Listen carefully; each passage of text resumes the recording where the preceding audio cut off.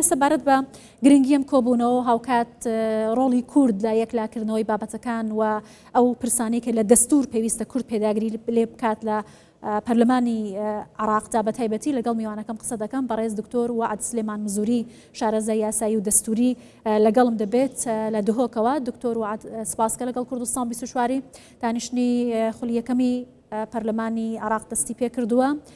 بڵێن خولی شەشەمی پەرلەمان دانیشتنی یەکەمی. ئەمێ بزانم خوێنەوەتان چییە بۆ ئەم خولەی پەرلەمانی عراق؟ ئایا کورد دەتوانێت چۆن ڕۆڵی خۆی لە داهاتووی دەستنیشانکردنی مافەکانی کورد و دەستەبەرکردنی مافەکانی هەبێت؟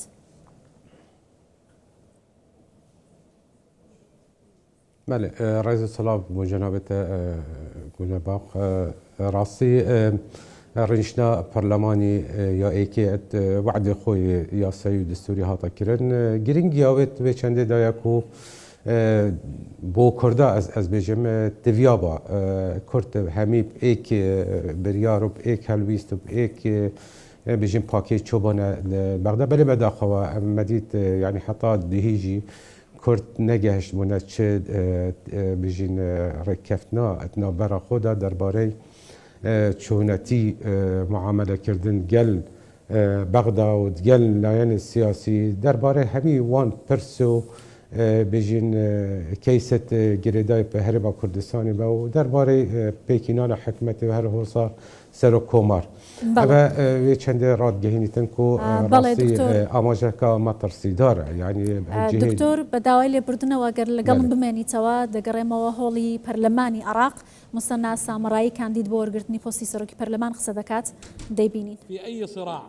مانەکە نامانە بینە بەشێک لە بنبەستی سیاسیە خۆت لە هەر کێشەیەک لە هەر قۆناغێک لە قۆناغەکان ئێمە لەگەڵ ئەوڵدا نەبووین. ئێمە لە هاوپەیمانی عەزم بە تەنانەت لە خۆ کاندیدکردنمان بۆ سەرۆکایەتی پەرلەمانی عراق بۆ ئەوە بووە کە خزمەت پێشکەش بە هەموو عراقیەکان بکەین و ئەنجومەنی نوێنەران بە شێوازێک سەرکردایەتی بکەین کە پێمان وایە خزمەتی هەموو عراق دەکات. ئێمە لە هەڵوێستەکانمان لە ساڵی 2021 هەمومان لەگەڵ ئەو بووین کە نابێ خوێنی عراق بڕژێ لەگەڵ بڵایانمان وەستاین لە چوارچەوەی هەماهەنگی لەگەڵ هەموو عراقیەکان و ئەمڕۆژ بەویستی ئەندامان و پێکاتەی سونی داوا کراوە کە بەڕێز هەیبەت حەلبوسی بکرێتە کاندید بۆ سەرۆکایەتی و لە بەرامبەر ویستی برایانمان لە چوارچەوەی هەماهەنگی و هێزە سیاسیەکانی دیکە بۆ پشتیوانیکردنی هەیبەت حەلبوسی من کشانەوەی خۆم لە پرۆست لە خۆ کاندیدکردن بۆ سەرۆکایەتی پەرلەمانی عراق ڕادەگەێنم و پشتیوانی هەیبەت حەلبوسی دەکەم و داواکارم هیواخوازیشم بەڕێز هەیبەت حەلبوسی و یاخود ئەو کەسەی سەر دەکەوێت لە ئاست ئەو پۆستە دابێت و بەردەوام بێ لە چاودێریکردن و خزمەتکردن و چاودێریکردنی کارەکانی حکوومەت لە کاتی خۆیدا بۆ ئەوەی دادپەروەری بۆ عراقیەکان لە بەسرەوە تاکوزە خۆ بۆ هەمیان بەدی بێت و دەبێت ئێمە ڕژبین لە پشتیوانیکردنی ئەم پرۆسەیە و دەبێ بە شێوازێک بین کە خزمەتی هەموو عراقیەکان بکەین و لە ئات چاوەڕوانیەکانی ئاوان بم و زۆر ئەم قسەیە بە ناوی هەموو برادرانم لە هاوپەیمانی عەزم دەکەم. ئەمە لە بابەتی شخصی گرنگترە. زۆر سوپاس. تفضل استاذ المايك للاستاذ محمد الحلبوسي. المايك للاستاذ النائب محمد الحلبوسي.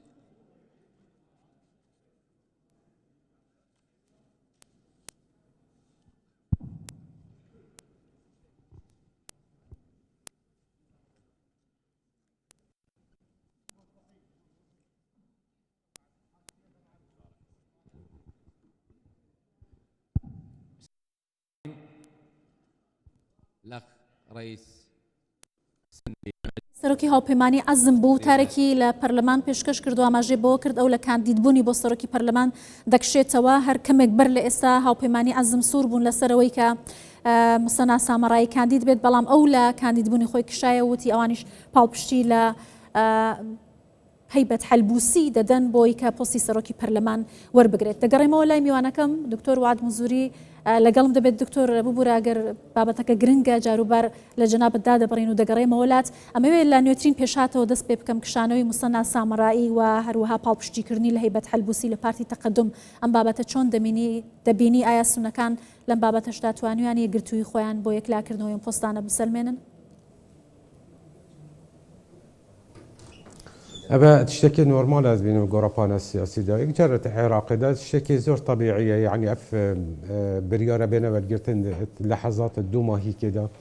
راستا أبا بريار هطا ورجرتن دربارة خوفكيشانا برئيس متنا سامرائي بدي أبا آية يعني بيجين اتفاقا كونكريتية يا راستقينة آنا ياش مبنى أبا رازي كرنكا أبا رنگ بدانا ودي صباحي هابيتن ديتنا من الجورابان السياسي وبروسيس السياسي العراقي بشبكة جشتي شنكو حتى بريبينك يجي برئيس متنا سامرائي سور بو سروي چندك او كانديدا بو سروك برلمان اما ديار لكتي جهشنا كاتيا هاتيا كرن بو وي چندي دا ناف مالا سني بيجن بتا باراسن ودا بروسيس سياسي در باز دانه بيجن يعني لاين السني بو اگر هندكو بروسيس سياسي يا دستوري العراق دا تيك شو ياش ما بقى باتفاق كجير بجير هات كلم شبكه لازو بس دا اف سحبته بتا بيش بجم كانديد بونا هيبه حلبوسي بتا تشاسباندن و بروسيس سياسي بدوما هيك درباري هل بجارتنا بس سركاتيا برلماني بل آية صباحي ابا آية دي سر اساس كي كونكريتي بيت انا ياش ما بقى دي جهه بسياري بيتو دي جهه گوماني دبي بل زور باشه لەگەڵم بمێنەوە دکتۆر دەگەڕێمەوە هەڵی پەرلەمان ئێستا سالم ئیساوی کاندید بۆ سەرۆکی پەرلەمان قسە دەکات قسەکانی ئێوەش دەبینین شي نەتەوەیی ماوەمەتەوە و لەو چوارچێوەش ناوی خۆم پێشکەش کردووە بۆ ئەوەی پارێزگاری لەو چوارچێوەیە دیموکراسیەتە بکەم و هەر کەسێک کە بەرپرسیارەتی یاسایی و دەستوری لە بەرامبەر وجدانی خۆی و گەڵ هەڵبگرێت من هیوادارم هەموو لایەک سەرکەوتوو بن و زۆر سوپاس.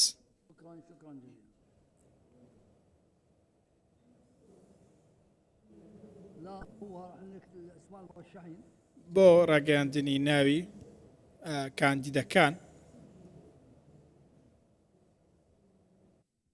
لا بأس لا بأس نزول على رغبة الإخوة النواب لە سەر داواکاری پەرلەمانتاران ئەندامی پەرلەمان سالم عیساوی قسەی کردووە و ئێستا هەیبەت حەلبوسی و عامر عەبدولجەبار ماونەتەوە و بەڕێز سالم عیساویش کشاوەتەوە.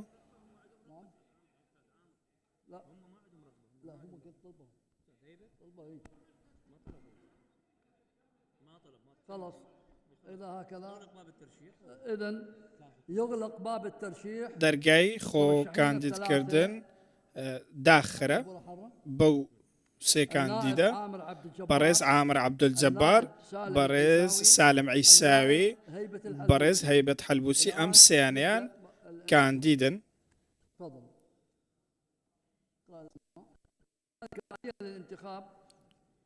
ئێستا دەست بە پرۆشتەی بەڵێ کۆبوونەوەی پەرلەمانە بە سێ کاندید کە سالم ئیساوی هەیبەت حەلبوسی و ئامر عەبدولجەبارە و سێ کاندیدە دەرگای ئەخوانیان کاندید کرد و دەرگای خۆ کاندیدکردن داخرا ئێستا دەنگدان دەست پێ دەکات بۆی کە سەرۆکی پەرلەمان هەڵبژێردێت لە نێوان ئەسوونەکاندا دەگەڕێمەوە دهۆک لای میوانەکەم دکتۆر وعد گرنگی ئەم خولەی پەرلەمان لە ڕووی دەسەڵاتی یاسادانان و یاساییەوە چۆن دەبینی بە تایبەتی کەوەی تر پێکاتەکان وەلایەنەکان گەیشتنەوە ڕێککەوتن بە تایبەتی ئەنجومەنی سیاسی نیشتیمانی سونە بەر لەم کۆبوونەوەیش پێکهێنرا بۆی کە یەک دەنگ بن شیعەش بە هەمان شێوە پێت وایە کورد تا چەندە دەتوانێت کاریگەری و سەنگی خۆی لەم خولەدا لە ڕووی یاسایی و دەستوریەوە بسەپێنێت.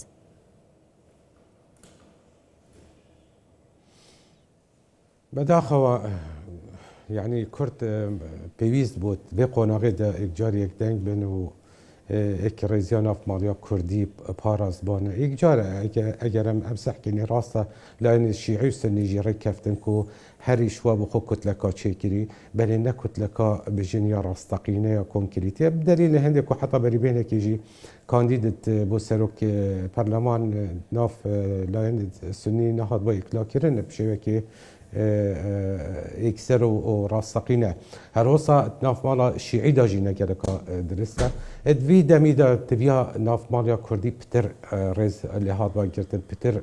ريكفنكا باش هاد باكرنت نبرا كردادا داب شيابان ريبرو فان بيقونا غاني اتناف برلمان العراق دا بن ايجار كو ام زانين افخولا برلمانيا عراقي وكابينانيا حكمة عراقي وكو يت بيشتر نابنش كود فيردا ياش ما بمايتي كرنا دركي يا اشكرايا يا هرمي بيت يا جنيف دولتي بيت امريكا راس خو یا ما خود به چندیت کرد فد ویردا بو کردا بو بیجین رک خستنا ناف مالیا کردی بهیس خستنا بریارا کردی گلکا گرم بو کو کرد رکفنک گربا ناف برا خدا اس هر دمت بیجمت ناف هرما کردستانی ما چه بیجم خلافات سیاسی هم المفروض اجازه بيت دان دما ام چینه بغداد ویردا گلکا گرینگ ما گلک کیشه و گرفته تین گل بغدا اف کشو گرفته پیوستی چهار سر کردن او چهار سر یجی پیوسته و کرد ایگدنگ بن بداخو یعنی کرد تاکه برف بغدای چوین حطاب قابی ام نزانین بریارا کردی ده برف چی بیتن یعنی اوجی کشه کا گله کا مازنه اوجی ده دریوه و درفت دتا هفرکت ما چش یعنی باشا دکتور لم پنج خلی پرلمان دا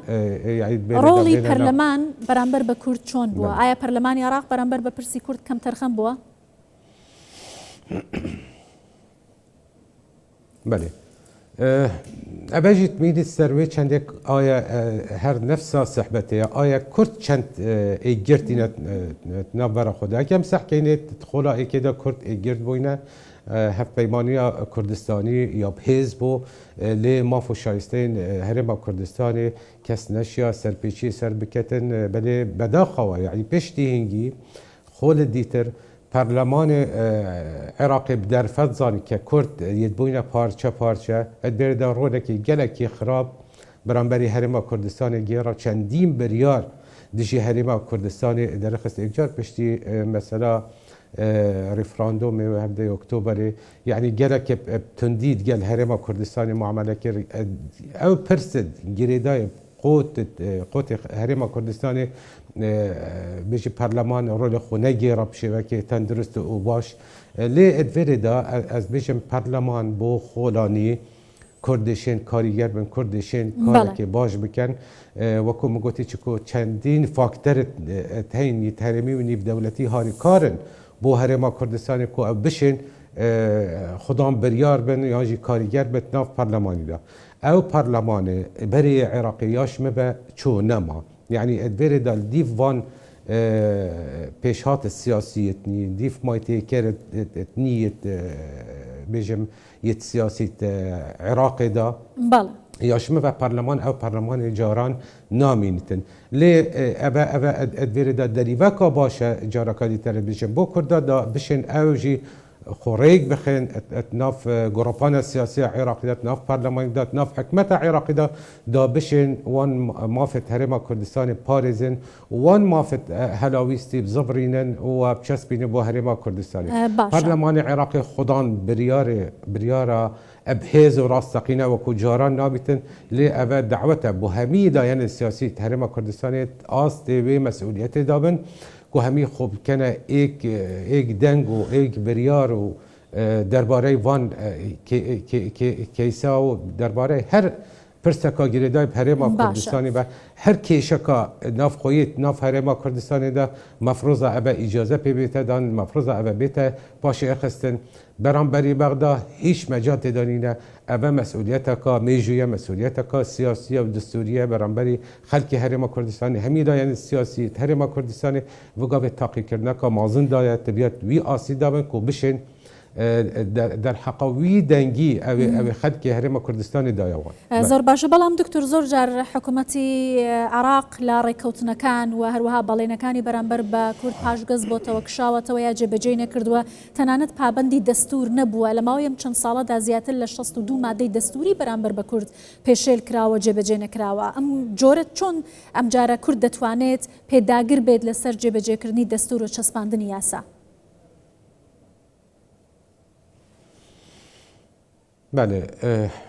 هبی تشگیردن پیک و راستی و ایجار رکخستنا ناف مالیا کردی دا بله درباره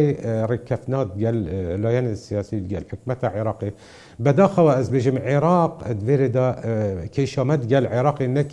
کشا رکفنایه رکفنا کارسات کا مازنه ام رکفنات گل عراقی که وقت کی دا تبلگا کا گل کا گیرن کو بهز تا هی اوجی دستور نه هی تجربه کردن دستور هی تپیش کردن ابد ویردات بیا همی سوربن سروی چنده تأکید سروی چنده که کو دستور تبیا به تجربه کردن اگر دستور ها تجربه کردن بشبکه تندرست و راست تو هوجه چرا کفنت سیاسی نابی ند گلایل سیاسی ند گل حکمت عراقی ولی حکمت عراقی جد ویردا وکو مگوتی در فتت زانیتن وقت كده كو ند ايجرتينا يعني ادفير دا هرب ريكاميتين شرمت كان هرب ريكاميتين مافو شايسته هرم كردستان ايك جاري داري يت لواست كانوا اشمستينن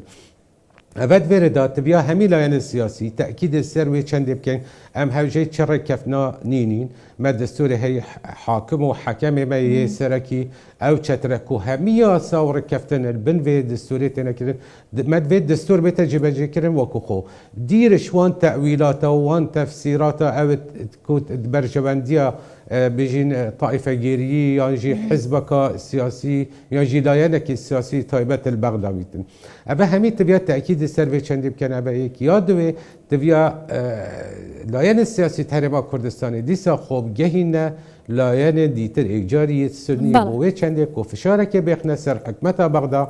بوی چنده کو دستور وکو خو بتا جبجی کردن یاشون به اگر دستور ها تا جبجی کردن ما چه کشه نامینن ابا ایک یادوی مهوجری رکفنت سیاسی نابن چه که رکفنت سیاسی ادویر داد کنگی تینا وجوده چه نبرا لاین سیاسی یا جی حکمت اگر هاتو لوازبون هبو جبجی کردن دستوری داد دستور تهبیتن جبجی کردن و شبکه تندرست و راستقینه بیتن مهوجری چه رکفنا نابیتن لی ادویر داد بجم کرد گلکا گرنگه او تأکید سروی چنده بکن و برای وی چنده بچن اگینا ادویر دا همان سیناریو ده دوباره بیتن هر کرد ضعیف بن ادویر دا اف خولجی بلا عراق نبتوی آسته هز دا بیتن چه حکمت بی چه پارلمان بیتن بل هر ده هستر بیتش بداخل بجمش کردان باشە دکتۆر ئاماژەت بەوە کردەگەر دەستور جێبەجێ دەکرێت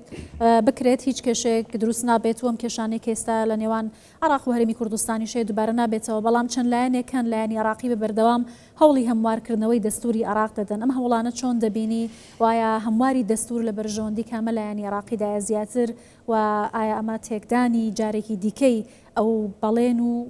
یاسایانەی نییە کە بەرامبەر بە پێکاتەکان بە تایبەتی کورد لەلایەن حکوومەتی عراق و بەرپرسیارەتێکی ئەبێ هەڵبگرێت بله جاره هموارکردن دستوری نه شده که بسانه هی راستی چندین ریکار و میکانیزم دستوری تین تبیا ببرند حتی او هموارکردن بیت جبجه کردن یا جبت دی بله دیسا بجم نه مستحیله یعنی اگر هاتو هفرکت کردان چه سنه بن چه شیعه بن هر دو پیگ و او دویره يعني ريك كافتن سروي چنده و كرد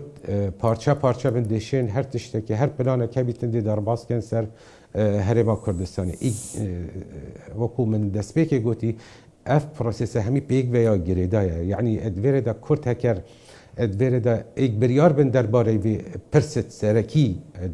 برانبري بغداد چش پرسا دارایی بی چه پرسا دستوری بی چه پرسا سیاسی بی هر پرسا کادیتر بید او کشت هلاویستی بن اود ورده یاشمه و حکمت بغداد و لایان سیاسی البغداد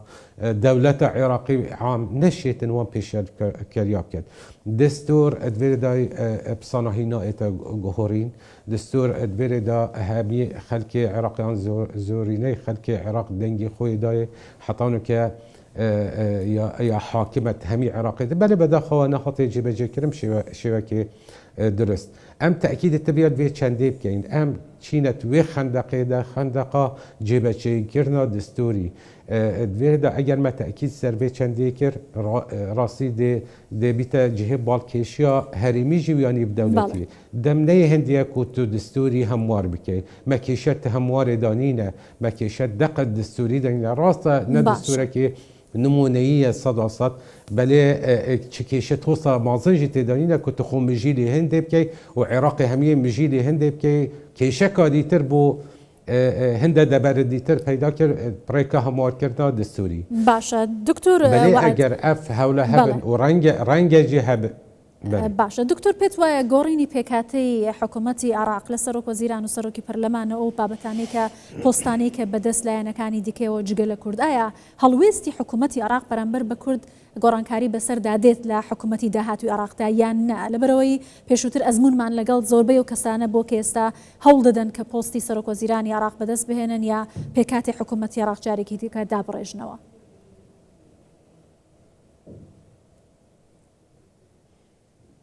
بله قول باخان راسي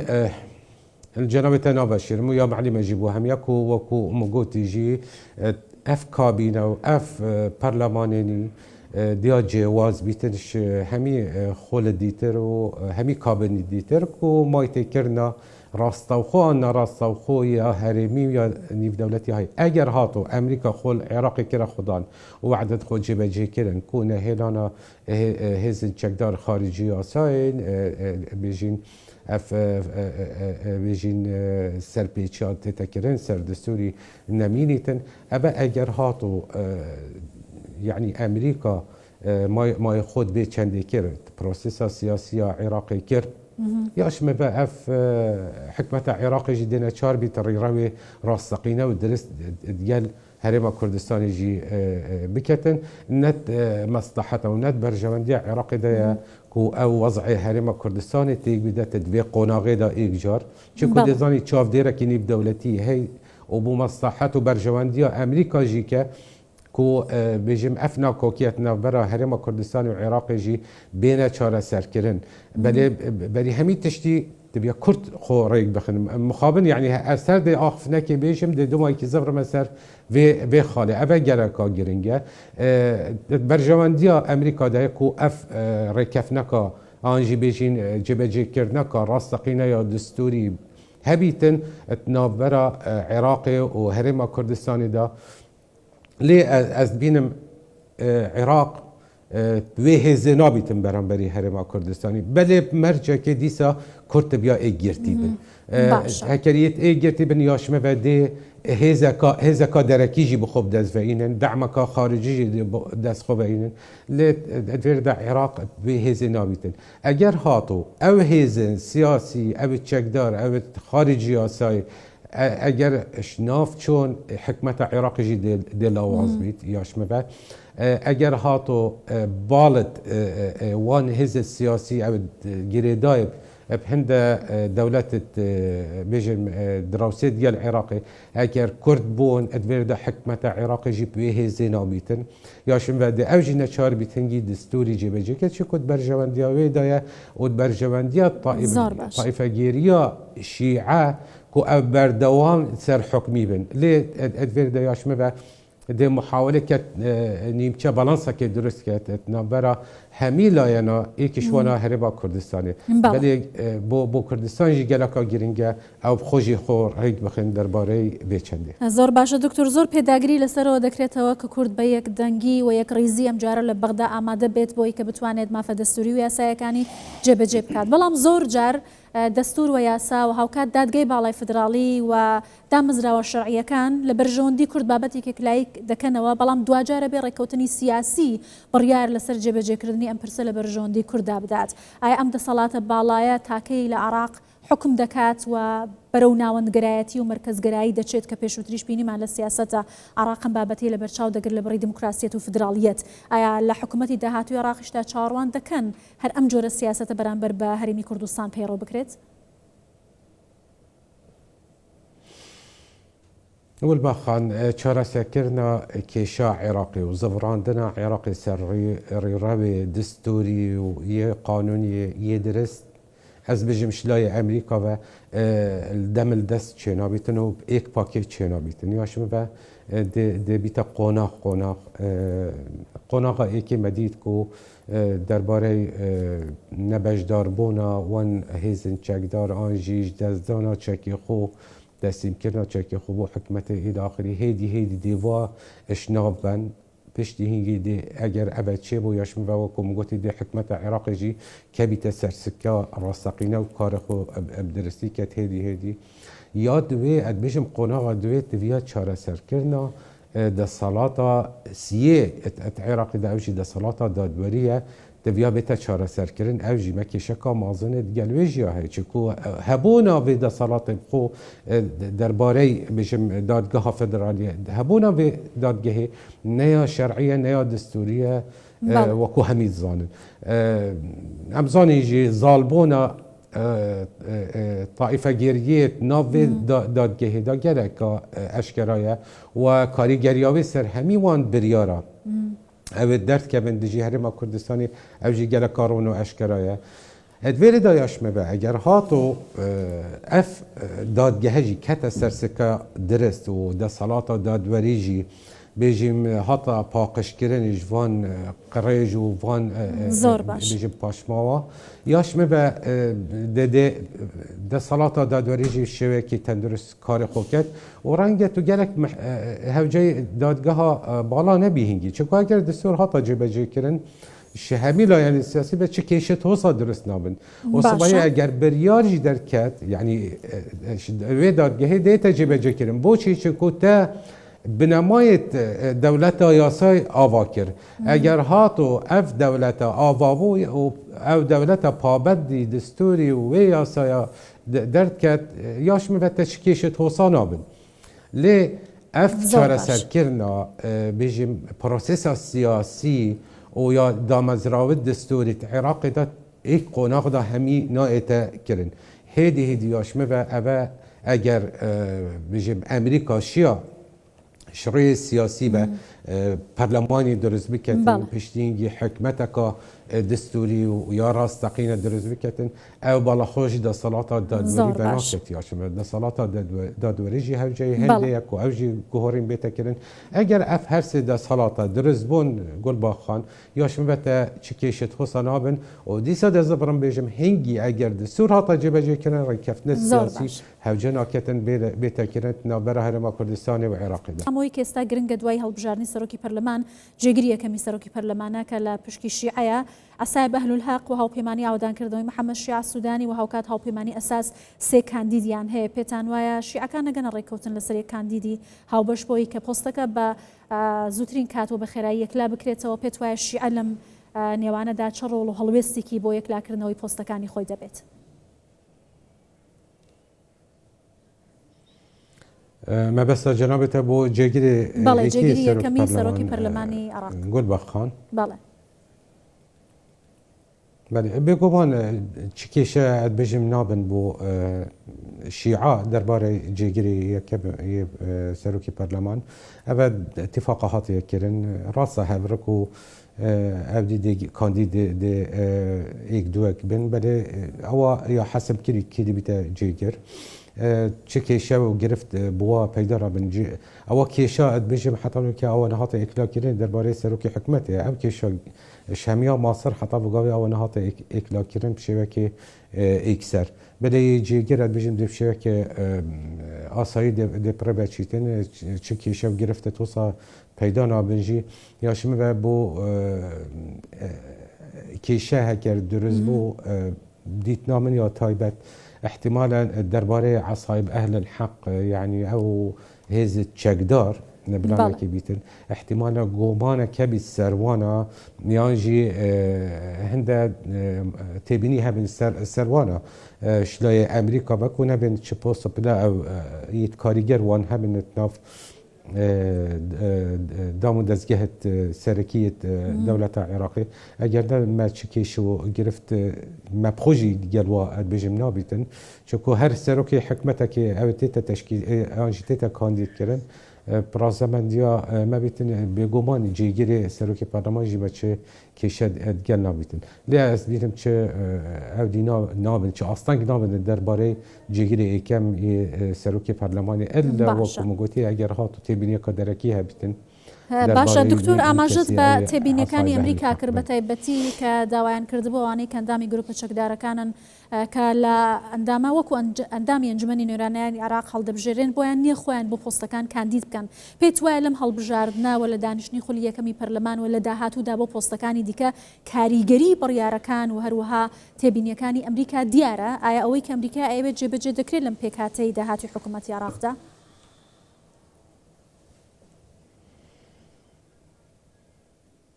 ابخو يعني ما استيماية تندي ديتن نقول باخان يعني بري دمك كي مديدكو او اوان جروبا تشكي خو هاول داد تسين كان بو حكمته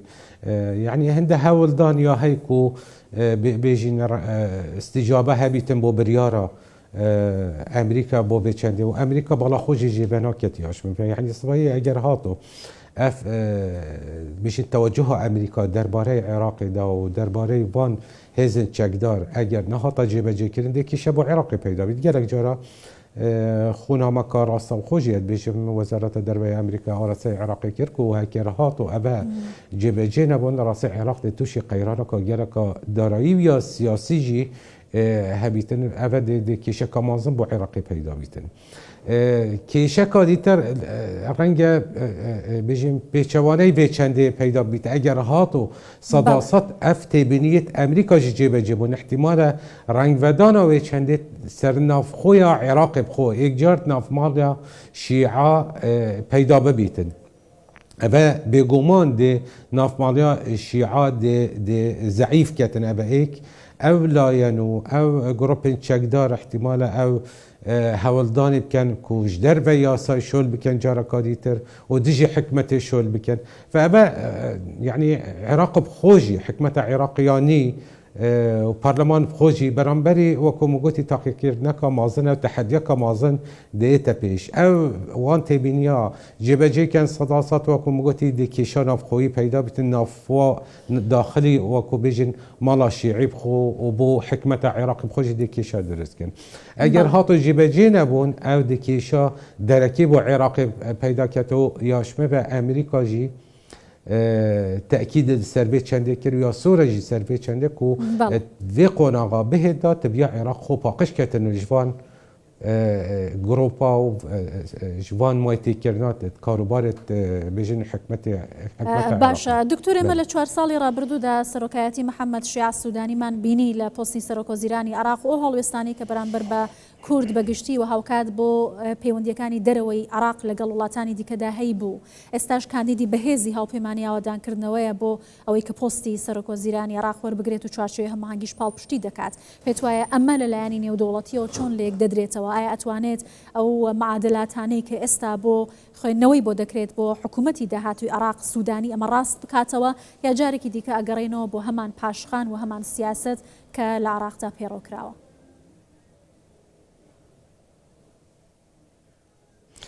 بله جاری برای همین تشتی کشامت گل کسانایه کشامت گل دو تشتایه گل عقلیت یا مرکزیه ایک یا دوی گل نجیب جی کرنا دستوریه يعني اف هر دو كيشمه يعني هر كسك صباحي بهتن دستوري جبجي كتب شيء راسقين باكو ما قلتي ودبردا فيدراليتي بتشسبين توكو هاتي الدستوري ده ما كيشت جنين هر كي بيتن سوداني بيتن غير سوداني ما كيشة وقرفت قال كسنين راسي ما كيشت قال برنامج ده ما قال كيشت قال عقليات ده هي ما كيشت قال هند ده هي ودستور بشبكة هوائية تتجيبجي كده برجوانديا برتسكا بيجم هند لاين السياسي العراقي برابري هرما كردستاني ابا ايك ودرباره برای السوداني راس ياشمه و مجارك خوانده بو توجه امریکا جی آن بو چون امریکا جی درباره برای زیکو کسی که باش بو بلی بهز نبو کواتت برده او کاریزما او بیشین کسایتی نبو یکو یاسای چسبینی سرهمی لایەنێت بێژین سیاسی ئێکجار وان گروپی چەک داری نەشایە وان گروپا شناو ببێت ئەت بێژمت دیتنا ئەمریکا داژی ئەف تێبینیە سەر بەڕێز سوودانی هەی بەلێت وێرەدا ئەگەر هات و یعنی ئەف تشتە هاتە جێبەجێکردن یاشمە بە سوودانی ئەدوێرەدا من بەری هەنگیژی گوت بۆ احتیمالە هەی یعنی ئەوی چەند ساکی دیتر هەبیتن و دووبارە کانل ببیتن و دەرباز بیت و احتیمالە هەیژی یعنی بێرەدا تەجروبە خۆ دەرباز کرد و دیار بوو بۆ هەمیدا یعنی کیشوانە ئەمریکاژی و نەجا حتا سەداسەد نەئینە بەلێ ڕەنگە ئەو باشتر بیتش غەیری خۆ ڕاستی یعنی ئەگەن بسەحکەنی کابینێت شووی یەت حکومەتە عێراقی تاڕادەکی ئەو باشتر بووش هەندێکی دیتر ئەوت هاتین حکومەتە عێراقی پڕێبەبری بۆ ماوێ چووی زۆر باشە دکتۆر کاتە بە لە بەرچاوگرتنی ئەوەی کە جەنابیش تاماژەت پێکرد گۆڕێنی دەموچاوەکان لە عراق هیچ لە ئەقلیەتی عراق بەرامبەر بە ئەو سیاسەتی کە ئێستا هەیەی بەرامبەر بە هەرێمی کوردستان بە تایبەتی ناگۆڕێت کەواتە ئەرکی کورد قورستر دەبێت لە هەر قۆناغێکەوە بۆ قۆناغی تر ئێمە ئەزمموی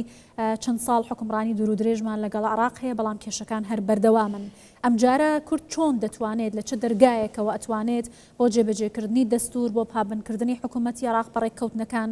بۆ چەسپاندنی مافەکانی هاوڵاتیانی هەرێمی کوردستان بێتە ناوە ئایا ئەم پێگە بەهێزە بۆ کورد لە بەغدام سۆگەرە؟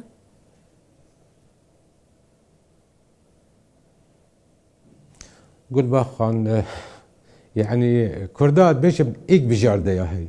ئیک بژاردا بێژم یا ئەرینی ئەو تنێ یا هەی ئەو ژی خۆڕێک بخن ئەو ژی اتفاقەکێت ناوبەرا خۆدا بکەن و ئەو بەرامبەری بەغدا ئیک بریار بن وەکی دیتر کورد هەر دێمینن دوێ حەلەقا مفرەغدا دێگەڕێن ئەگەر هات و ئەف اتفاقا نەهاتەکردن یعنی بۆ کوردا توزانی یعنی ئەم چ بکەین هەر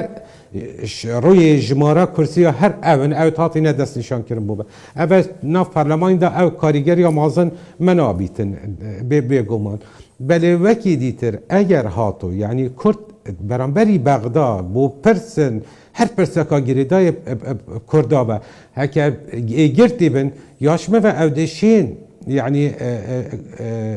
یاریزانێکی پێز بنێت ناو گۆڕاپانە سیاسیە عێراقیدا وەکو مگوتی دێشێن پاڵپشتیا دەرەکیژی بدەستخۆ بەئینن ئێکجار ئەمریکا ئەvە بۆمە گەلەکە بۆ ئەمریکا گەلەکە گرنگە هەرێمە کوردستانê یا پێز بیت گەلەکە گرنگە یا ئارام بیت گەلەکە گرنگە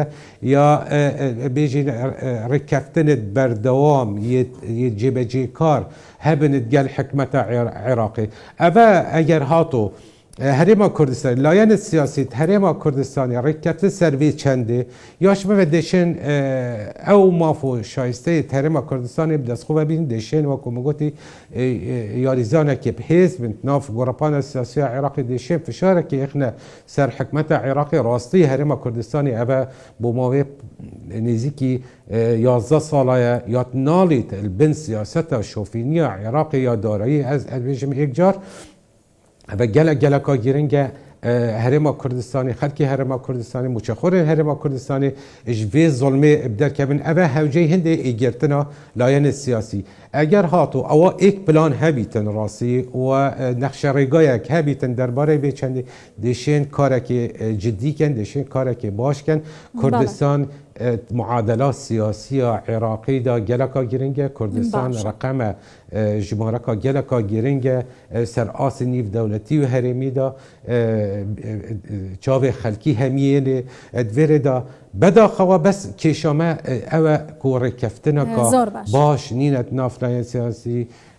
ku ev bişên baş کاریگریه البغدا بکن کو باش معامله بکن گل بغدا دا بشین وان مافو شایسته ترم کردستان بدسخو و بینن و او کیشت هلاویستی گله گیرنگه گل باخان یعنی دویره دا مگله تشتین کیشت گریدا ماده 140 و حتی و گاوی نهات اشترا سر کردن کیشا یاسا نفت و غاز حتی و گاوی نهات اکدا کردن افک گله کا گیرنگه اکرزیا ناف مالیا کردی و ایک بونا کردا دوی قناغا بهدا دا اف کیشه بینه چاره سر کردن ایک جار وکو مگوتی نه پارلمان نه حکمت عراقی اوانی وکو جاران نابیتن. دکتۆر وعد دیارەکە عێراق ئێستا کە لە سەروبەندی پێکەنانی حکوومەتی نوێی خۆی دایە بەدەست کۆمەڵێک کێشەوە دەناڵێنێت کۆمەڵێک ئالۆزی سیاسی لەنێو عێراق هەیە گوشاری لە سرە بەپێی ئەو گۆڕانکاری و پێشاتە سیاسیانەی کە لە ناوچەکەەوە دەوروبەر هاتوونەتە ئاراوە پێت وایە حکوومەتی داهاتوی عێراق دەتوانێت چارەسەری ئەم قەیرانانە بکات هەم ناوخۆیی هەم هەرێمی هەم نێودەوڵەتی و چۆن دەتوانێت جارێکی دیکە وەکو خۆیان دەڵێن سەروەری بۆ عێراق بگەڕێنێتەوە کە ئێستا ئاڵێن عێراق خاوەن سەروەری و بڕیاری خۆی نییە.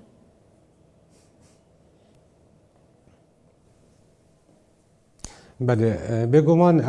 سروک حکمت بهتن دی خوبینی برانبری گلک کیشه و گرفته و گلک تحدیات یعنی تحدیات شمیا مصر و کومگوتی شناب برنوان هز چکدار کو اوه مطلبه که اساسی امریکایی و هرم کردستانی جی که عراقی همیا تقریبا کو اوه نمین او هزن خارجی ها کار دکن اوه ایک یاد و یاشمه و شروع خدمت گذاری و جی کشکا گلک مازن ده همیتن ایک جار برانبری هنده همید بین دابزینا نرخ نفتی جی اوه جی کارگر کامازن همیتن سردابین کرنا خدمت گذاری سردابین کرنا آن بردهان بونا معاشت فرمانبر و مچخورانه بجی که شکا گلک دیامازن بیت راسیه و تحدیاش همیا ماستره شکو دنگوی اکجار و گابی دنگوی که کو پیدا چونک دیت کرن سر معاش فرمانبران و رنگ دستکاری بتکرن معاش فرمانبران اوجی دی راسی تحدی کامازن بید برانبر سروکی حکمت گل هنده داجی مگلک کیشه و گرفت سیاسی جیت هین اوه آیا دی چاوه اینا چاره سر کرن آیا دی بیجم سروکی حکمتانی دی چه بیتن بو چاره سر کردن واکشا چه گل هرم کردستانه چه گل هند لاین سیاسی دیتریاش ما و اف حکمته اگر هاتو اف سروکی حکمته او بهتن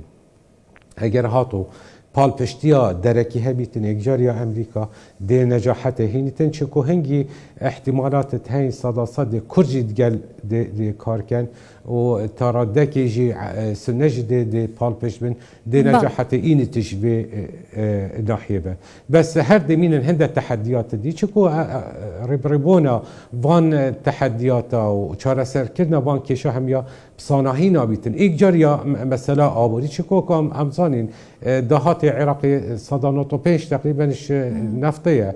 فدویری دا اوه کشک مازن بو سروکی حکمت پیدا کرد وکو مگوتی چش آس خدمت گذاریه و یانجی دابین کردن معاش مچخورن اوه تحدیاش همیا ماستر اد بجم دی برانبری سروکی حکمت بید خو اگر هاتو سروکی حکمت بریدا پالپشتیانی بدولتی نبیتن اد بجم سیناریو بری هر دی دوباره بیتن هر دی امت وی وان کیشه و قیرانه دا جارا کادیتر ده جین و ده هر دوباره بن او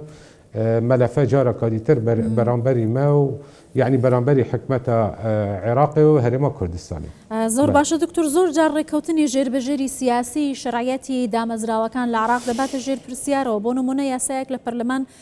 پەسەند دەکرێت بە ڕێککەوتنی سیاسی یاسایە هەڵدەوەشێتەوە یا کاری پێ ناکرێت یاوەی کە لە مادەکانی دەستوردا جێگیر کرا و دەنگی پێدراوە لەلایەن حکوومەتی عێراقەوە پێشێل دەکرێت ئەبێ بگەڕێنەوە بۆ ڕێککەوتنی سیاسی و قسەکردن و جارێکی دیکە مشتومڕ لەسەر مادەیەکی دەستوری بۆی کە بەچە شێوازێک عێراق کاری پێ بکات کەواتە چۆن عێراق دەتوانێت لە ژێر قورسایی ئەم بەرپرسیاریەتیە سەرکەوتوو بێتە دەرەوە و بتوانێت هەم خواستی شەقامی عێراقی بۆ خزمەتگوزاری دابین بکات هەم لە چوارچەوەی یاسا و دەستوردا عێراق بەڕێوە ببات و بۆ نمونە بابەتەکانی وەکو پەیوەندیدار بە کورد و پێکاتەکانی دیکەش لەنێو دەستور و یاسادا جێگە بکاتەوە ئایا دەسەڵاتی دەرەوەی عێراق هەیە کە حکم بە عێراق دەکات ناهێڵێت سەقامگیری لە عێراق جارێکی دیکە باڵا دەست بێت؟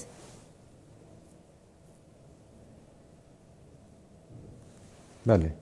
گل خان کنگی سیاست مدارت عراقی لاین سیاست عراقی خوزانی کو خدانت وی خاکینه کنگی زانین کو او عراقینه کنگی زانین کو نابیتن دست درکی و یه تریمی اتناف کاروبار تو بشوکی خراب هبیتن کنگی خوزانی تبیا عراق خدان سرور بیتن او تبیا خدان بریارا نشتیمانی بن کنگی زانین کو اوت بيجين دولتك فيدرالي دا جين كنگی زانین او دوی عقلیت مرکزیت جاران گهرن هنگی اد بیجم اف کیشه و گرفته منامینن یعنی میراتک مازن یه درست بویش نجی بجی کرنا یاسا و دستور وکو او تشتی جنابتا اماجه پیکری او اتفاقات جیر بجیر بداخوا گلک هاتی نکرن یوری کری پیشرکاریا دستوری هاتی کرن پیشرکاریا یاسای اوش پرلمانی درکتین گلک یاسای درکتین و نه هاتی نجی بجی کرن او همی ایرادا سیاسی راستی اوجی دوری کد کو اف تراکمات بیجین آنجی پاشکوی سیاسی و یت خراب پیدا ببن بکف نسرک و کیشت مازن پیدا کن اف تشتا وکو مگوتی اگر هاتو به عقلیتی تماشا بکن لایان سیاسی ایک جا سروک وزیران یا شون به دیشیتن خو قرطال کتجوا چندا دکتور ئێوە گەشتبینن کە عراق لەم پاشکۆیەتی ڕزگاری ببێت گەشتبینن بەوەی کە گۆڕانکاریەک لە عقڵیەتی بەڕێوەبردن لە عراقدا دروست ببێت لەم پاشکۆیەتی ڕزگاری ببێت چیتر دەستێوەردانی دەرەکی پرسە گرنگەکان لە عراق یەکلای نەکاتەوە؟ ببۆرە بەس دەبێژم قەتعا نەخێر چ جارە ئەس خۆ گەشتبینینم بۆ